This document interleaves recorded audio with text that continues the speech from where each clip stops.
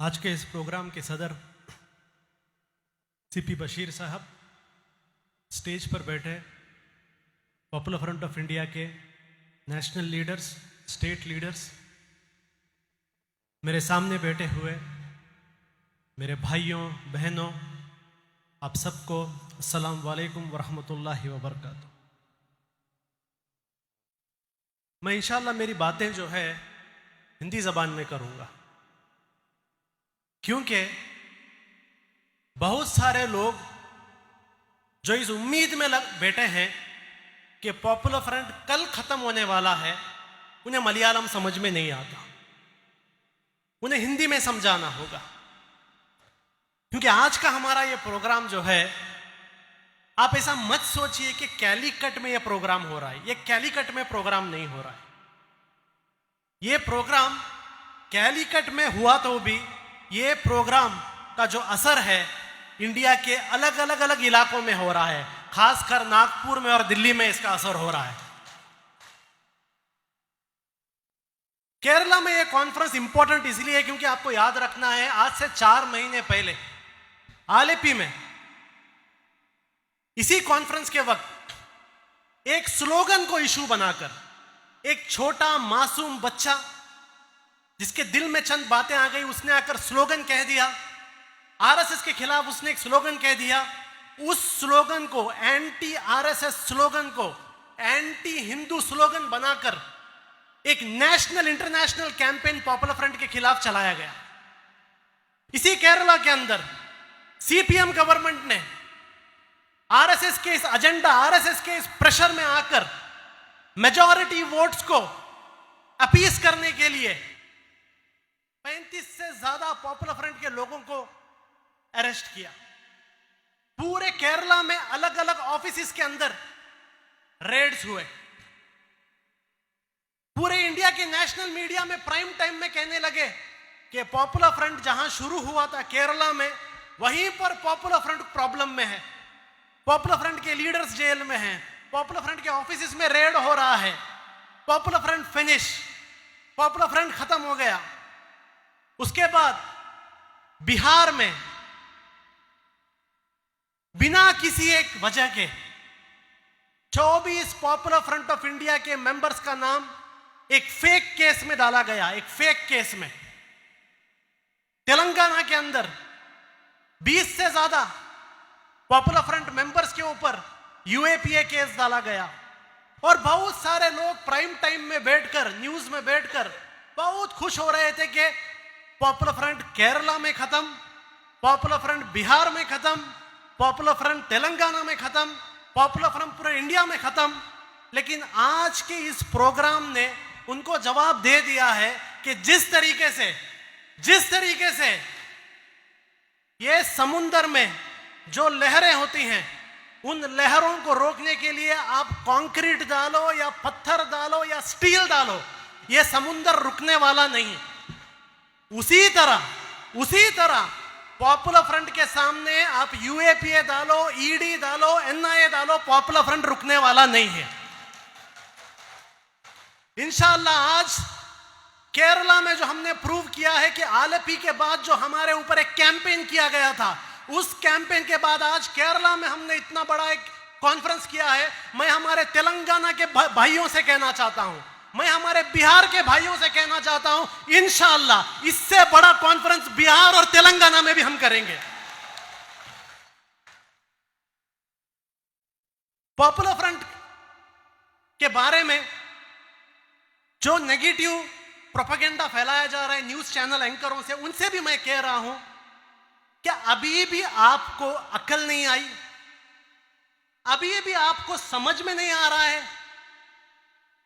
2017 से आप continuous popular front को टारगेट कर रहे हैं। क्या अभी भी आपको समझ में नहीं आ रहा है? आप जितना हमारे बारे में जहर फैला रहे हो, पॉपुलर फ्रंट ऑफ इंडिया का पॉपुलैरिटी उतना बढ़ रहा है। एक जमाना था शहरों में भी लोगों को पॉपुलर फ्रंट क्या पता नहीं था, सिटीज में भी पॉपुलर फ्रंट क्या है पता नहीं था।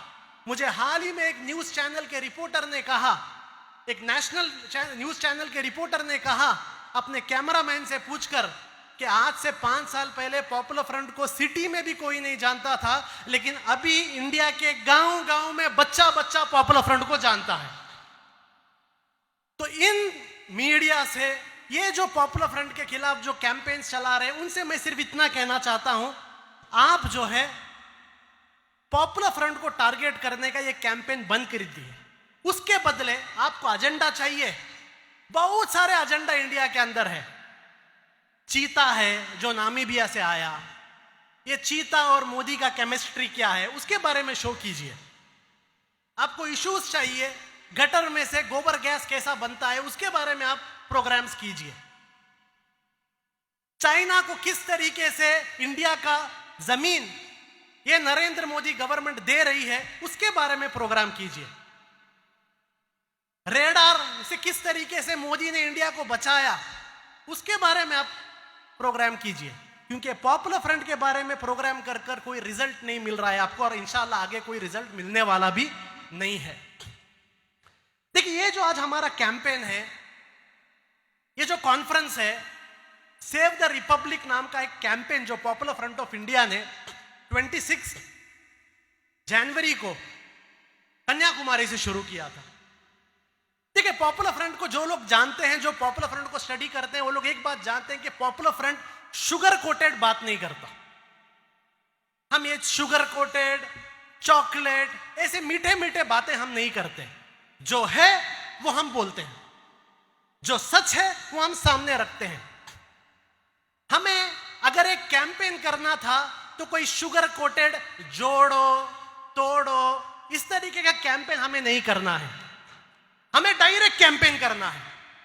इंडिया के अंदर डायरेक्ट प्रॉब्लम क्या है उस प्रॉब्लम को एड्रेस करना है। ऐसे एक टाइम पर भी अगर आप इंडिया के प्रॉब्लम को डायरेक्ट एड्रेस नहीं करोगे तो कब करोगे? इंडिया में प्रॉब्लम सिर्फ मुसलमानों को नहीं है, इंडिया में प्रॉब्लम सिर्फ एक संगठन को नहीं है, इंडिया के अंदर प्रॉब्लम सिर्फ किसी एक कम्युनिटी, एक पार्टी को नहीं है। अगर इंडिया के अंदर जो प्रॉब्लम है, फ्यूचर में जो प्रॉब्लम आने वाला है, वो प्रॉब्लम इंडिया के रिपब्लिक को है, इंडिया के डेमोक्रेसी को है, इंडिया के कॉन्स्टिट्यूशन को है। ये बड़ा प्रॉब्लम है। मुसलमानों के बारे में बात करने की जरूरत नहीं, मुसलमान अपने बारे में खुद बात कर सकते हैं। कम से कम कॉन्स्टिट्यूशन के बारे में तो बात कीजिए, कम से कम रिपब्लिक के बारे में तो बात कीजिए, कम से कम हमारे जो कॉन्स्टिट्यूशनल राइट्स हैं उसके बारे में तो बात कीजिए। ये चीज आवाम के सामने लेके जाने के लिए पॉपुलर फ्रंट ने ये कैंपेन किया। इस कैंपेन में हमने सीधा कहा कि इंडिया का थ्रेट क्या है और कौन लोग हैं जो इंडिया को टारगेट कर रहे हैं, और कौन लोग हैं ये टारगेट करने से कल इंडिया में क्या होने वाला। ये चीजों को हमने क्लियर किया इस कैंपेन में। इंडिया में बैठे वाला एक संघ परिवार जिसका एक आइडियोलॉजी है जिसको वो हिंदुत्व आइडियोलॉजी कहते हैं, आज से 20-25 साल पहले उस आइडियोलॉजी को कोई नहीं पसंद करता था।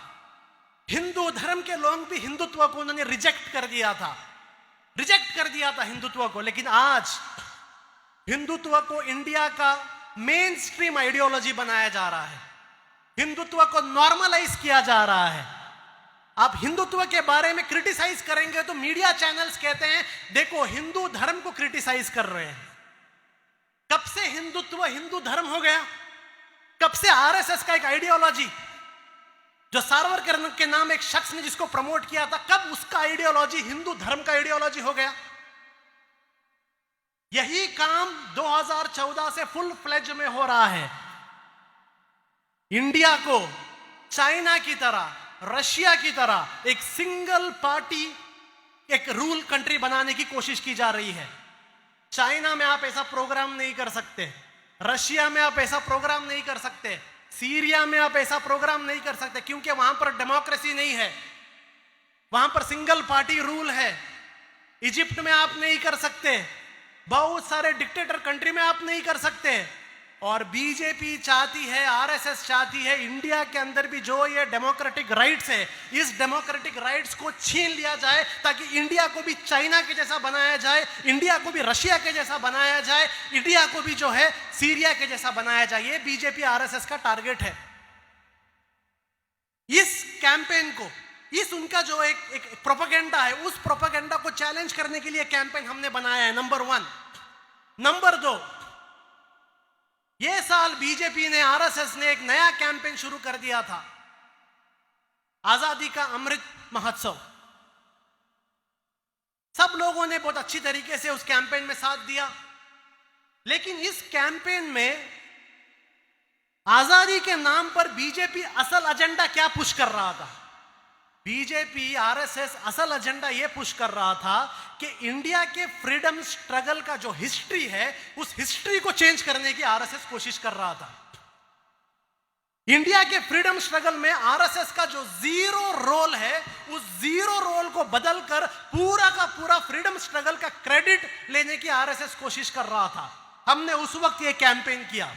इस कैंपेन में गांव गांव में जाकर, गली गली में जाकर हमने लोगों के सामने रखा, हमने आरएसएस को एक्सपोज किया।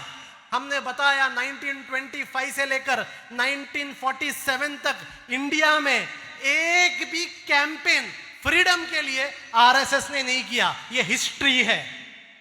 एक भी कैंपेन नहीं किया। Non cooperation movement, civil disobedience movement, कोई भी जो मूवमेंट्स आए हैं, इस किसी मूवमेंट में भी वो लोग नहीं थे। साइमन गो बैक का मूवमेंट आया 1927 में, आरएसएस 1925 में बना, 27 में साइमन मूवमेंट आया। उस मूवमेंट में पूरे इंडिया के लोग जुड़ गए, आरएसएस उसमें नहीं था। भगत सिंह, सदगुरु, अशफाकुल्ला खान, ये जो शहीद हैं, इन शहीदों के बारे में आरएसएस के लिटरेचर में जिक्र भी नहीं है, जिक्र भी नहीं है। और आरएसएस की सच्चाई पॉपुलर फ्रंट नहीं बता रहा। उस वक्त 1939 में ब्रिटिश की होम डिपार्टमेंट ने एक रिपोर्ट प्रेजेंट किया था। ब्रिटिश की होम डिपार्टमेंट ने एक रिपोर्ट प्रेजेंट किया था। उस रिपोर्ट में ब्रिटिश की होम डिपार्टमेंट ने आरएसएस को सर्टिफिकेट दिया था कि आरएसएस से हमें कुछ भी प्रॉब्लम नहीं, आरएसएस से हमें कुछ भी प्रॉब्लम नहीं। ये गद्दारी का काम करने वाले आरएसएस हैं। वो लोग सोच रहे थे किसे लीडर बनाएं। अपने पहले सरसंघ चालक हेडगेवर को वो लोग हीरो बनाना चाहते थे, लेकिन हेडगेवर का प्रॉब्लम यह था कि वो जिंदगी में एक बार जेल गया था। मेरे स्टेज में भी यहां बहुत सारे लोग हैं जो जेल को गए हैं। हेडगेवर का बायोग्राफी में आता है कि जब वो जेल में गया था, जेल से बाहर आने के बाद उसके कपड़े उसको फिट नहीं हो रहे थे क्योंकि इतना मोटा हो गया था। जेल में जो जाते हैं वो दुबले हो जाते हैं। यह आदमी जेल में जाके मोटा कैसे हो गया? उसी बायोग्राफी में आता है कि उस जेल का जो ब्रिटिश जेलर था, उसके साथ एडगेवर के बहुत अच्छे ताल्लुकात थे। ये जो दुश्मनों के साथ एडजस्टमेंट का भी आरएसएस का हिस्ट्री है, 1-2 साल का नहीं है। जब से आरएसएस शुरू हुआ है तब से ब्रिटिश के साथ उनका एडजस्टमेंट का हिस्ट्री है। गोलवालकर को प्रमोट नहीं कर सकते, क्यों? क्योंकि गोलवालकर ने बंच ऑफ थॉट लिखी है। गोलवालकर ने वी आर नेशनहुड डिफाइन लिखा है।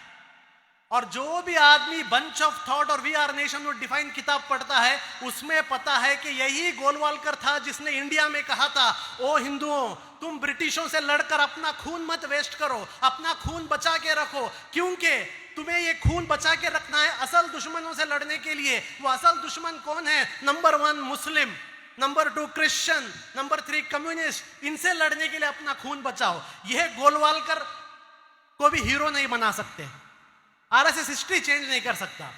इसलिए इनके पास जा जाकर एक ही आदमी बचा है। वो एक आदमी है सावरकर, जिसको आज इंडिया में सॉरी कर कहा जाता है। सावरकर जिसको अंडमान में डाला गया और हर कोई जानता है कि उसने माफी लिखा। मैं उस माफी के बारे में नहीं जानता, हर कोई जानते हैं मसी पिटीशन के बारे में। लेकिन आपको जानना है, जब सावरकर जेल के बाद बाहर आया, तब सावरकर ने क्या किया। जब सावरकर जेल के बाहर आया 1947 तक सावरकर ने ब्रिटिश के खिलाफ कुछ भी नहीं किया। ब्रिटिश का पेंशन लिया, ब्रिटिश के खिलाफ एक कैंपेन नहीं किया। यहां तक कि जब सेकेंड वर्ल्ड वॉर के वक्त इंडिया के बड़े बड़े पॉलिटिशियंस ने प्रोविंशियल गवर्नमेंट के मिनिस्ट्रीज को रिजेक्ट कर दिया था, उस वक्त सावरकर जाकर ब्रिटिश के वाइसरॉय से मिलकर कहता है, अगर कांग्रेस आपके साथ नहीं, आप फिक्र मत करो, मैं आपके साथ हूं। और इसी श्यामा प्रकाश मुखर्जी की गवर्नमेंट ने मिलकर ब्रिटिश के साथ वेस्ट बंगाल में जो मूवमेंट थी उस मूवमेंट को सप्रेस किया। ऐसे लोगों को आज आरएसएस इस कैंपेन में देशभक्त बना रहा था, लेकिन पॉपुलर फ्रंट ने गली गली में जाकर, गांव गांव में जाकर पॉपुलर फ्रंट ने इन्हें एक्सपोज किया। हमने बताया कि असल गद्दार कौन है। और आरएसएस का असल में एक इंफीरियरिटी कॉम्प्लेक्स है। आरएसएस में असल एक इंफीरियरिटी कॉम्प्लेक्स है। वो इंफीरियरिटी कॉम्प्लेक्स ये है कि आरएसएस के पास कुछ भी नहीं है हिस्ट्री में बताने के लिए। अब अपने पास हिस्ट्री में बचाने के लिए कुछ भी नहीं है तो किसी को टारगेट करना पड़ेगा। और इंडिया में आरएसएस के टारगेट के लिए प्राइम टारगेट उनके लिए कोई है तो मुस्लिम कम्युनिटी है। वो इसलिए क्योंकि इंडिया के अंदर 20 करोड़ मुसलमान हैं। इन 20 करोड़ मुसलमानों को ना तो कत्ल कर सकते हैं, ना तो 20 करोड़ मुसलमानों को इंडिया से बाहर भेज सकते हैं। तो क्या करो? Demonise them, alienate them, harass them, oppress them, second class citizen बनाओ। यह गोलवालकर ने कहा था और आज वही चल रहा है इंडिया में। आज अफसोस अलग अलग कम्युनिटीज हैं, सारे कम्युनिटीज ने कहीं ना कहीं बीजेपी के साथ कॉम्प्रोमाइज कर दिया है। यूपी इलेक्शन में हमने देखा, 2019 इलेक्शन में हमने देखा, अलग अलग कम्युनिटीज ने अपने कम्युनिटी इंटरेस्ट को सामने रखकर बीजेपी के साथ कॉम्प्रोमाइज किया। अगर इंडिया में कोई एक कम्युनिटी थी जिसने बीजेपी के कम्युनल एजेंडा के साथ कॉम्प्रोमाइज नहीं किया तो इंडिया में मुस्लिम कम्युनिटी थी। मुस्लिम कम्युनिटी ने उनके साथ कॉम्प्रोमाइज नहीं किया, इसलिए हम प्राइम टारगेट हैं। वो प्राइम टारगेट की वजह से आज हम इंडिया में देख रहे हैं anything and everything that is Muslim is a crime. नमाज पढ़ना क्राइम, हलाल खाना क्राइम, हिजाब पहनना क्राइम, अजान क्राइम, मस्जिद क्राइम, हर चीज क्राइम। एक कम्युनिटी को टारगेट करने के लिए पूरी की पूरी गवर्नमेंट मशीनरी को इस्तेमाल किया जा रहा है। क्या है ये बुलडोजर? क्या है बुलडोजर? कितने आरएसएस वालों के घरों में बुलडोजर आए, कितने बीजेपी के घरों वाले में बुलडोजर आए? क्यों ये बुलडोजर सिर्फ मुसलमानों के घरों में आ रहे हैं? क्यों? गवर्नमेंट मशीनरी का मिसयूज है। क्यों यूएपीए सिर्फ मुसलमानों पे लगाया जा रहा है? कर्नाटक के अंदर एक वीक के अंदर, 1 वीक के अंदर 3 मर्डर हुए। मसूद, प्रवीण, फाजिल, 3 मर्डर हुए।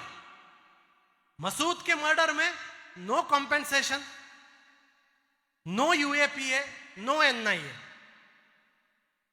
फाजिल के मर्डर में no compensation, no UAPA, no NIA. Praveen के मर्डर में यूएपीए, एनआईए, कॉम्पेंसेशन, हैरेसमेंट, हर चीज। ये किसके लिए है रूल्स? एनआईए का काम क्या है आज इंडिया में? केरला में आई थी एनआईए निकाह को इन्वेस्टिगेट करने के लिए, लेकिन अभी एनआईए का रोल बदल गया है। अभी एनआईए का रोल क्या है? एनआईए को क्या काम दिया गया? एनआईए का काम है एक 302 मर्डर केस को, एक 307 अटेम्प्ट टू मर्डर केस को, इन 153A केस को किस तरीके से टेरर केस में कन्वर्ट करें, यह टास्क एनआईए को दिया गया है। पूरे इंडिया में एनआईए कहां पर भी रेड करता है, रेड के बाद प्रेस रिलीज में लास्ट में एक लाइन आता है। वो लाइन में क्या लिखा जाता है? Terror, creating terror, creating terror. और एनआईए को पता है, बीजेपी को पता है कि कोर्ट में, ट्रायल में वो प्रूव नहीं कर सकते। लेकिन इस गवर्नमेंट की नई पॉलिसी है, इस गवर्नमेंट की नई पॉलिसी है, हमें प्रूव नहीं करना है, हमें सिर्फ हैरेस करना है, हम बेल ही नहीं देंगे। इसलिए आप देखिए, जामिया के बच्चे, जेएनयू के बच्चे, कैंपस फ्रंट के स्टूडेंट्स, अंशद और फिरोज, सिद्दीक कापन, इन्हें बेल भी नहीं मिलता। वहीं पर आप देखेंगे कर्नाटक के अंदर फाजिल के मर्डर में जिन लोगों को अरेस्ट किया गया था, 1 महीने के अंदर उन्हें बेल हो जाता है। 1 महीने के अंदर बेल हो जाता है, 1 महीने के अंदर वो बाहर आ जाते हैं, फ्री हो जाते हैं। बिल्किस बानो का रेप होता है, पूरी दुनिया शॉक में हो जाती है, उनको फ्री किया जाता है। पूरे दुनिया में एक आवाज उठती है, कोई केयर नहीं करता। असल में ये गवर्नमेंट मैसेज दे रहा है, असल में ये गवर्नमेंट मैसेज दे रहा है कि we don't care, we don't care. हम लोग एंटी मुस्लिम एक्टिविटीज को अब छुपाएंगे नहीं। आरएसएस का एजेंडा अभी हिडन नहीं है, पहले हिडन था, अभी आरएसएस का एजेंडा हिडन नहीं है, आरएसएस का एजेंडा ओपन है। इस ओपन एंटी मुस्लिम एजेंडा को आरएसएस लेके गई है और उस एंटी मुस्लिम एजेंडा को इंप्लीमेंट करने के लिए अलग अलग इंस्टीट्यूट्स को इस्तेमाल किया जा रहा है, अलग अलग एजेंसीज को इस्तेमाल किया जा रहा है। अब मुस्लिम कम्युनिटी का भी मैं चंद बातें आपके सामने रखना चाहता हूं। सिर्फ दूसरों के बारे में बोलेंगे तो काफी नहीं है। मुस्लिम कम्युनिटी के अंदर एक प्रॉब्लम यह है, हम सोच रहे हैं कि चंद सेक्युलर लीडर्स हैं, ये लोग हमारी हिफाजत कर देंगे। हमारी एक प्रॉब्लम है, हम लोग यहां वहां मसीहा को ढूंढते हैं। मसीहा, केरला में पिनारायण विजयन, तमिलनाडु में स्टालिन, वहां ममता। इतना इनके ऊपर एक इज्जत, इतना इनके ऊपर भरोसा, सिर्फ उनके नाम के आगे रजी अल्लाह ताला अन्हु लगाना बाकी है। सिर्फ ये पेंडिंग है, बाकी सब हो गया, बाकी सब हो गया। लेकिन मैं आपके सामने एक बात कहता हूं, ये जो सेक्युलर पार्टीज के पीछे आप लोग जा रहे हैं, याद रखिए, इन सेक्युलर पार्टीज के सामने जब दो ऑप्शन आएगा, इन सेक्युलर लीडर्स के सामने जब दो ऑप्शन आएगा, एक ऑप्शन मुस्लिम्स के राइट्स के बारे में बात करना और सेकंड ऑप्शन मेजॉरिटी वोट्स को प्लीज करना, तो ये सेक्युलर पार्टीज जो हैं मुस्लिम राइट्स के प्रोटेक्शन के लिए नहीं, मेजॉरिटी वोट्स के लिए काम करेगी। याद रखिए इस चीज को। केरला में हमने देखा, केरला में क्यों आलेपी के प्रोग्राम के बाद आपको क्यों लगता है कि इतना पॉपुलर फ्रंट के खिलाफ सीपीएम लगी? यहां बीजेपी की गवर्नमेंट नहीं, या सीपीएम थी। वो इसलिए क्योंकि एर्नाकुलम में एक असेंबली इलेक्शन था और सीपीएम को उस असेंबली इलेक्शन में मेजॉरिटी कम्युनिटी का वोट चाहिए था। जब मेजॉरिटी कम्युनिटी की वोट चाहिए, उस वक्त सीपीएम ने मुस्लिम्स के राइट्स को भी रिजेक्ट कर दिया, मुसलमानों के घरों में रेड किया, क्योंकि सीपीएम को मेजॉरिटी कम्युनिटी को दिखाना था कि हम प्रो मुस्लिम नहीं हैं, हम प्रो मुस्लिम नहीं हैं। और यह बीमारी सिर्फ सीपीएम की नहीं है। तेलंगाना के अंदर रसूलुल्लाह सल्लल्लाहु अलैहि वसल्लम के शान में गुस्ताखी करने वालों के ऊपर लाइट केस लग जाता है, लेकिन अब्दुल कादिर नाम का एक शख्स जो एक जेन्युइन मार्शल आर्ट एकेडमी चलाता है, उसके ऊपर यूएपीए वहां की टीआरएस गवर्नमेंट लगाती है। हर सेक्युलर स्टेट्स में आप देखिए, हर सेक्युलर स्टेट में आपको यही दिखेगा। जब बात मुसलमानों की आती है, मुसलमानों के राइट की आती है, यही सेक्युलर पार्टीज अपने सेक्युलर क्रेडेंशियल को भूल जाती है। ये लोग गांधी को बहुत याद करते हैं, लेकिन जब जरूरत पड़ता है तब गांधी को भूल जाते हैं। आपको पता होना चाहिए, गांधी के ऊपर भी, महात्मा गांधी के ऊपर भी आरएसएस के लोगों ने एक लेबल लगाया था। वो लेबल क्या था कि महात्मा गांधी प्रो मुस्लिम है। गोडसे को महात्मा गांधी से प्रॉब्लम क्या था? क्योंकि गोडसे कह रहा था कि महात्मा गांधी प्रो मुस्लिम है, पूरा का पूरा आरएसएस कह रहा था महात्मा गांधी प्रो मुस्लिम है। लेकिन उस वक्त महात्मा गांधी ने आरएसएस को खुश करने के लिए मेजॉरिटी अपीजमेंट का नाटक नहीं किया। जो है वो है, ये बात उन्हें पसंद नहीं आई, इसलिए हमने देखते हैं कि गोडसे ने जाकर गांधी को मर्डर कर दिया। इंडिया का सबसे पहला टेरर अटैक हुआ, महात्मा गांधी का मर्डर किया गया। और आज ये सेक्युलर पार्टीज जो अपने ऑफिस में महात्मा गांधी का फोटो लगाते हैं, लेकिन महात्मा गांधी की ये जो एक पॉलिसी थी कि अपीजमेंट, मुस्लिम माइनॉरिटी राइट्स को छोड़कर मेजॉरिटी अपीजमेंट के पीछे मत जाओ, ये जो एक पॉलिसी थी, उस पॉलिसी को रिजेक्ट किया। दूसरा चीज, आरएसएस से लड़ने के लिए स्ट्रॉन्ग कमिटमेंट चाहिए, जो कमिटमेंट इनके पास नहीं है। आपको एक स्टैटिस्टिक्स बताता हूं, 2014 से लेकर अब तक 167 सेक्युलर पार्टीज के एमएलए बीजेपी ज्वाइन कर चुके हैं। 167 एमएलए ने बीजेपी ज्वाइन किया है। उस 167 में 100 कांग्रेस के लोग हैं, मोर देन 100 कांग्रेस के लोग हैं। यानी जहां पर मुस्लिम कम्युनिटी बीजेपी को दूर रखने के लिए, बीजेपी के कम्युनल एजेंडा को हराने के लिए, जहां पर मुस्लिम कम्युनिटी ने इन सेक्युलर पार्टीज को वोट दिया, वो सेक्युलर पार्टीज इलेक्शन में जीतने के बाद बीजेपी को सेक्युलर लोगों ने हरा दिया, लेकिन सेक्युलर पार्टीज ने बीजेपी को जिता दिया। मध्य प्रदेश, महाराष्ट्र, कर्नाटक, मणिपुर, अरुणाचल प्रदेश, इस सारे स्टेट में आप देखिए वहां पर बीजेपी हार गई थी। गोवा बीजेपी हार गई थी, लेकिन बीजेपी को जिताया किसने? वहां पर बीजेपी को जिताया इन्हीं सेक्युलर पार्टीज ने।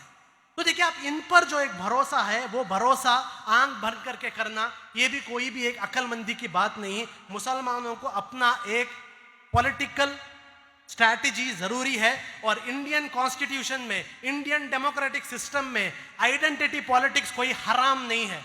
आइडेंटिटी पॉलिटिक्स एक कम्युनिटी के पास एक टूल है जिससे वो अपने पॉलिटिकल रिप्रेजेंटेशन के लिए काम करे। तो अब वक्त आ गया है एक पॉलिटिकल आइडेंटिटी की तरफ, एक पॉजिटिव पॉलिटिक्स के बारे में सोचने का वक्त आ गया है, क्योंकि जिन पर आपने भरोसा किया वो ये आरएसएस के थ्रेट से नहीं लड़ सकते। ये जो आज इंडिया के अंदर अपोजिशन पार्टीज बहुत हैं, लेकिन इंडिया में ऑपोजिशन नहीं है। इंडिया में ऑपोजिशन पार्टीज बहुत हैं, लेकिन ऑपोजिशन नहीं है। इसलिए आज आरएसएस समझ रहा है इंडिया के अंदर आरएसएस के एजेंडा के लिए अगर सबसे बड़ा ऑपोजिशन कोई है तो वो पॉपुलर फ्रंट ऑफ इंडिया है। इसमें कोई दो राय नहीं। क्यों आरएसएस पॉपुलर फ्रंट को अपना ऑपोजिशन समझता है? क्यों आरएसएस को हमारे से इतना प्रॉब्लम है? उसके चंद रीजंस हैं, वो रीजंस मैं आपके सामने रखता हूं। आरएसएस का फुल एजेंडा खौफ, डर, फियर, इसके ऊपर है आरएसएस का एजेंडा। अगर फियर नहीं रहा तो आरएसएस का एजेंडा नहीं चलेगा। आरएसएस के एजेंडा में सबसे इंपॉर्टेंट एजेंडा फियर है। आरएसएस चाहता है कि फियर डालें, लेकिन जहां जहां पॉपुलर फ्रंट आता है वहां से फियर भाग जाता है। तो आरएसएस का जो ये फियर का एजेंडा है, उस फियर के एजेंडे को पॉपुलर फ्रंट डिमोलिश करता है। ये एक रीजन है। आरएसएस चाहता है कि इंडियन मुस्लिम कम्युनिटी एक अनऑर्गेनाइज मुस्लिम कम्युनिटी हो। अभी आपने देखा आज नरेंद्र मोदी ने चीता लाया। चीता क्या करता है? चीता एक ऑर्गेनाइज हिरनों पर अटैक नहीं करता। चीता जो है उस हिरन को अलग कर कर, एलियनेट कर कर, सिंगल कर कर अटैक करता है। और आरएसएस हमेशा चाहता है कि मुस्लिम कम्युनिटी एलियनेट हो, डिवाइडेड हो, अनऑर्गेनाइज्ड हो, लेकिन पॉपुलर फ्रंट ने इस मुस्लिम कम्युनिटी को ऑर्गेनाइज कर दिया है। ये उन्हें बर्दाश्त नहीं। तीसरा चीज, वो चाहते हैं इंडियन मुस्लिम्स को कॉन्स्टिट्यूशन के बारे में पता ना चले, अपने राइट्स के बारे में पता ना चले। जिस दिन से पॉपुलर फ्रंट इंडिया के सीन में आया है, हमने इंडियन मुस्लिम कम्युनिटी को उनके लीगल राइट्स और उनके कॉन्स्टिट्यूशनल राइट्स के बारे में बताया है। और ये बात मैं पॉपुलर फ्रंट का जनरल सेक्रेटरी आपके सामने नहीं कह रहा हूं। पॉपुलर फ्रंट के बारे में 2 रिसर्च स्टडीज हुए हैं। 2 रिसर्च स्टडीज हुए हैं। पहला रिसर्च स्टडी ऑक्सफोर्ड यूनिवर्सिटी में एक पीएचडी स्कॉलर डॉक्टर एमरिच ने पॉपुलर फ्रंट पर किया है। उस ऑक्सफोर्ड के स्कॉलर ने पॉपुलर फ्रंट के बारे में क्या कहा कि पॉपुलर फ्रंट ऑफ इंडिया ने मुस्लिम्स को आइडेंटिटी के छोटे छोटे पॉलिटिक्स से बाहर निकालकर सिटीजन पॉलिटिक्स की तरफ लेके आए हैं। और रिसेंटली आईआईटी मद्रास में भी पॉपुलर फ्रंट के बारे में एक रिसर्च पेपर आया है, एशियन सर्वे जर्नल में आया है। अगर आप वो सर्वे पढ़ेंगे, आईआईटी का रिपोर्ट पढ़ेंगे, आईआईटी मद्रास के रिपोर्ट में आता है कि इंडिया में पॉपुलर फ्रंट ने मुस्लिम कम्युनिटी के अंदर लीगल प्रैग्मेटिज्म लाया है। ये जो चीज आरएसएस तोड़ना चाह रहा था, ये पॉपुलर फ्रंट ने लाया है। एक जमाने में हम कहते थे, आज ऑक्सफोर्ड यूनिवर्सिटी और आईआईटी मद्रास कह रहा है। ये पॉपुलर फ्रंट का कंट्रीब्यूशन है। आरएसएस चाहता है कि उनके एजेंडा के सामने कोई ना रुके, लेकिन पॉपुलर फ्रंट एक कल्चर को प्रमोट कर रहा है। वो कल्चर ये है कि अगर आपके सामने इनजस्टिस होता है तो खामोश नहीं रहना है, इनजस्टिस के खिलाफ बात करना है। ये जो एक बात करने का एक कल्चर, एक एटीट्यूड पॉपुलर फ्रंट ने शुरू किया है, इसलिए पॉपुलर फ्रंट से प्रॉब्लम है। और आखिरी चीज, पॉपुलर फ्रंट को वो लैंग्वेज आता है जो लैंग्वेज आरएसएस को समझ में आता है। हम उनके लैंग्वेज में बात करते हैं, हम शुगर कोटेड बात नहीं करते, हम आरएसएस को अपीस करने की कोशिश नहीं करते। हमारे मुसलमानों में चंद संगठन है, वो आज भी ये सोचे हैं कि आरएसएस सुधर जाएगा। आज भी हमारे अंदर ऐसे संगठन और लीडर हैं जो सोचे हैं कि आरएसएस को इफ्तार पार्टी में बुला के, ईद मिलन प्रोग्राम में बुलाकर, कम्युनल हार्मनी प्रोग्राम में बुलाकर आरएसएस सुधर जाएगा। लेकिन हमने समझ लिया है कि ये एक आइडियोलॉजी जो है, एक कैंसर की आइडियोलॉजी है, ये सुधरने वाले नहीं। आरएसएस का एक लैंग्वेज है, वो लैंग्वेज सिर्फ आरएसएस को पता था। हमने उस लैंग्वेज को इंटरप्रेट करना सीख लिया और अभी हम आरएसएस से उसी लैंग्वेज में बात करते हैं। इसलिए आरएसएस को हमारे से प्रॉब्लम है। और जब इतना बड़ा एक ऑपोजिशन आरएसएस के खिलाफ रुकेगा, आपको क्या लगता है, क्या वो हमें आसानी से काम करने देंगे? नहीं। पूरा मिशनरी को इस्तेमाल किया है पॉपुलर फ्रंट को खत्म करने के लिए, फुल मिशनरी। हर एजेंसी को सुपारी दिया गया है, कॉन्ट्रैक्ट दिया गया है पॉपुलर फ्रंट को खत्म करने के लिए। लेकिन ये सारे प्रॉब्लम्स को फेस कर कर भी हर दिन हम लोग आगे जा रहे हैं। वो इसलिए क्योंकि उर्दू में एक शेर है, फानूस बनकर जिसकी हिफाजत हवा करे, फानूस बनकर जिसकी हिफाजत हवा करे, वो शम्मा वो जो क्या बुझे जिसकी हिफाजत खुदा करे। तो ये जो इतना सारा प्रॉब्लम्स ये लोग क्रिएट कर रहे हैं, ये प्रॉब्लम्स का एक असर हम पर नहीं हो रहा है, हमारे ग्रोथ पर इसका असर नहीं हो रहा है। 2009 में इसी कैलिकट में पॉपुलर फ्रंट 3 स्टेट्स में था। 2009 में इसी बीच में जब हमने पॉपुलर फ्रंट को नेशनल मूवमेंट लॉन्च किया था, 3 ऑर्गेनाइजेशन में पॉपुलर फ्रंट थे। आज 20 से ज्यादा स्टेट्स में पॉपुलर फ्रंट ऑफ इंडिया है। ये हमारा ग्रोथ है। अब लास्ट ऑप्शन जो हमारे सामने वो लोग लेके आ रहे हैं, जो मीडिया में प्रमोट कर रहे हैं, पॉपुलर फ्रंट को बैन करो, पॉपुलर फ्रंट को शट डाउन करो, शट डाउन करो, पॉपुलर फ्रंट को बैन करो। मीडिया डिमांड कर रहा है पॉपुलर फ्रंट को बैन करो। क्या समझा है मीडिया ने? क्या पॉपुलर फ्रंट रेलवे स्टेशन में कोई चाय का दुकान है, क्या आप लोग बंद कर देंगे? ये कोई चाय का दुकान नहीं जिसको आप बंद करेंगे। ये इंडिया में एक डेमोक्रेटिकली इंडियन कॉन्स्टिट्यूशन के बाउंड्री में के अंदर रहकर लीगली काम करने वाली एक ऑर्गेनाइजेशन है। लीगली हमें बैन करने के लिए इनके पास कोई ग्राउंड नहीं है, क्योंकि कोई भी एलिगेशन हम पर नहीं है। आप इंडिया में किसको बैन कर सकते हैं? आप इंडिया में उसको बैन कर सकते हो जो देश के खिलाफ काम करता है। और पॉपुलर फ्रंट के ऊपर आज तक ऑन रिकॉर्ड एक भी ऐसा इल्जाम नहीं है जो देश के खिलाफ है। टेरर ब्लेम लगाते हैं। किस पर terror blame? Indresh Kumar popular front का एनईसी मेंबर नहीं है, याद रखिए। इंद्रेश कुमार जिसका नाम मालेगांव में आया था, जिसका एनआईए ने इंक्वायरी किया था, एटीएस ने जिसका इंक्वायरी किया था, चार्जशीट में जिसका नाम आया था, और अभी आरएसएस का जो प्रचारक शिंदे जिसने नांदेड़ में एफिडेविट में उसने बताया कि इंद्रेश कुमार की लीडरशिप में टेरर नेटवर्क आरएसएस में चल रहा है, वो इंद्रेश कुमार पॉपुलर फ्रंट का एनईसी मेंबर नहीं है, वो आरएसएस का एनईसी मेंबर है, याद रखिए। मालेगांव ब्लास्ट में कौन थे? आरएसएस था। केरला के अंदर कन्नूर में पुलिस के ऊपर क्रूड बॉम्ब डालने वाले कौन थे? आरएसएस वाले थे। किसके ऑफिस में बॉम्ब मिले? आरएसएस के ऑफिस में बॉम्ब मिले। तमिलनाडु में शिवकाशी में किसके ऑफिस के अंदर पाइप बॉम्ब मिले? आरएसएस के ऑफिस के अंदर पाइप बॉम्ब मिले। लश्कर ए तोयबा का एक एजेंट जो अभी कश्मीर में पकड़ा गया, कौन से पार्टी का था? बीजेपी से था। मध्य प्रदेश में जो आईएसआई का एक एजेंट मिला, कौन से पार्टी से था? बीजेपी से था। ये सारा क्राइम बीजेपी कर कर टेरर ऑर्गेनाइजेशन पॉपुलर फ्रंट हो जाता है क्या? फिर बोलते हैं आप लोग टेरर नहीं है तो आप क्रिमिनल हो। क्रिमिनल है? क्या क्रिमिनल काम किया है हमने? टीजे जोसेफ, जब केरला हाईकोर्ट ने कहा कि popular front as organization TJ Joseph case में इन्वॉल्व नहीं है, तब भी आप मानने के लिए रेडी नहीं। नारात में केरला हाईकोर्ट ने और सुप्रीम कोर्ट ने यूएपीए को निकाल दिया, तब भी आप मानने के लिए रेडी नहीं। आप कहते हैं पॉपुलर फ्रंट के मेंबर्स पर मर्डर केसेस हैं, कहां प्रूव हुए? लेकिन केरला के अंदर 240 से ज्यादा सीपीएम कैडर्स का मर्डर केस में आरएसएस इन्वॉल्व है। आप क्रिमिनल हो।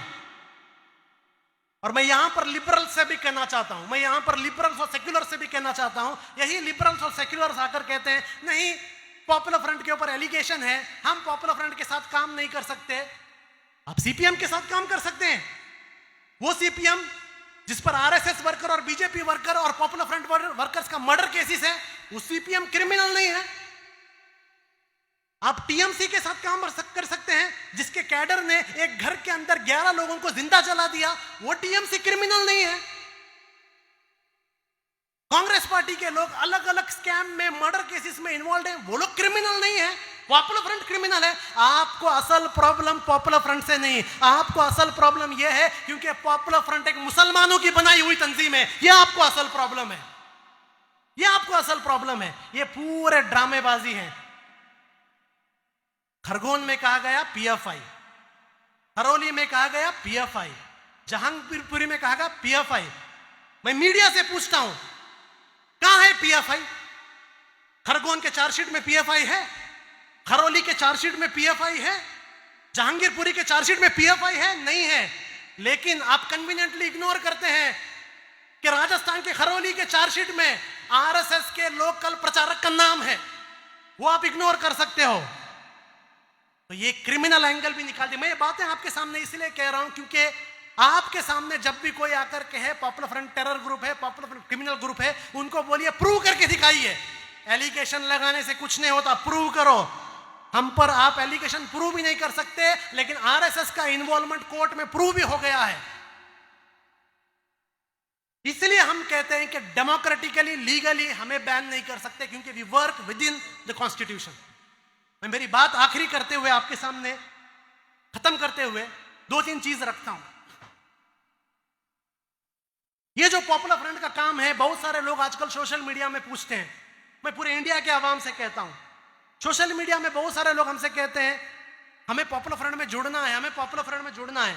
अच्छी बात है, लेकिन मैं आपसे कहता हूं पॉपुलर फ्रंट का मतलब ये मत समझिए पॉपुलर फ्रंट का मतलब बड़े बड़े कॉन्फ्रेंस, पॉपुलर फ्रंट के मतलब बड़े बड़े बाइक रैली, पॉपुलर फ्रंट का मतलब बड़े बड़े स्पीचेस, पॉपुलर फ्रंट का मतलब बड़े बड़े लीडर। ये पॉपुलर फ्रंट नहीं है, ये पॉपुलर फ्रंट के काम का रिजल्ट है। पॉपुलर फ्रंट का मतलब यह है कि आप इंडिया के अंदर का सबसे बड़ा क्राइम सिंडिकेट जो आरएसएस है, उस क्राइम सिंडिकेट को अपना दुश्मन बना रहे हो, यह पॉपुलर फ्रंट है।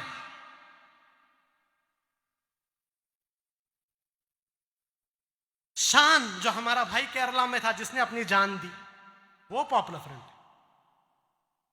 पालक्काड़ में जुबेर, इकबाल, मुस्तफा, जैनुल आबिदीन, जैनुद्दीन, सैयद सलाउद्दीन, ये पॉपुलर फ्रंट है। इतना आसान नहीं है पॉपुलर फ्रंट में जुड़ना। चंद लोग सोचते हैं हम पॉपुलर फ्रंट में जुड़ेंगे तो स्टाइल मिलेगा, बैक सपोर्ट मिलेगा।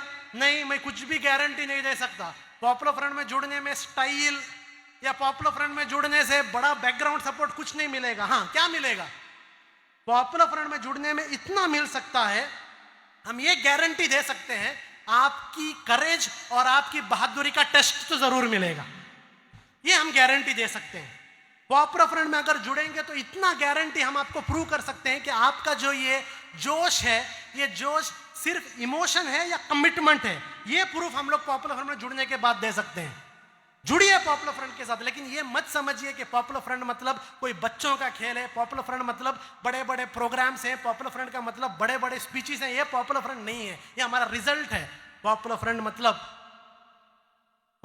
मतलब देश के लिए, मुल्क के लिए, संविधान के लिए हर कुर्बानी देने के लिए तैयार होना, यह पॉपुलर फ्रंट है। टीपू सुल्तान रहमतुल्लाह अलैह ने जो कहा कि शेर का एक दिन गीदड़ के 100 सालों से बेहतर है, यह पॉपुलर फ्रंट है। इसी मलबार के अंदर कुन्नी मोहम्मद हाजी ने कहा था कि जब अंग्रेज उन पर गोली मार रहे थे, मेरे आंखों से कपड़ा निकालो, मुझे अंग्रेज के गोली को देखना है, यह पॉपुलर फ्रंट है।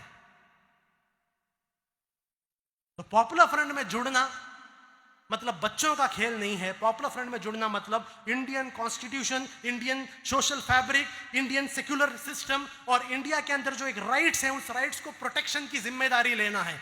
देश के लिए कुछ भी करने के लिए रेडी होने का एक संगठन पॉपुलर फ्रंट है, एक मजाक का संगठन नहीं है। और आखिरी बात, मैं अब आवाम से कहता हूं, यह काम जो पॉपुलर फ्रंट कर रहा है सिर्फ पॉपुलर फ्रंट करने का काम नहीं, हर कोई करने का काम है। इंडिया में आज ऐसा एक सिचुएशन है, आप घर के अंदर बैठ के सोशल मीडिया में एक कमेंट या लाइक करने से आप सिचुएशन चेंज नहीं कर सकते।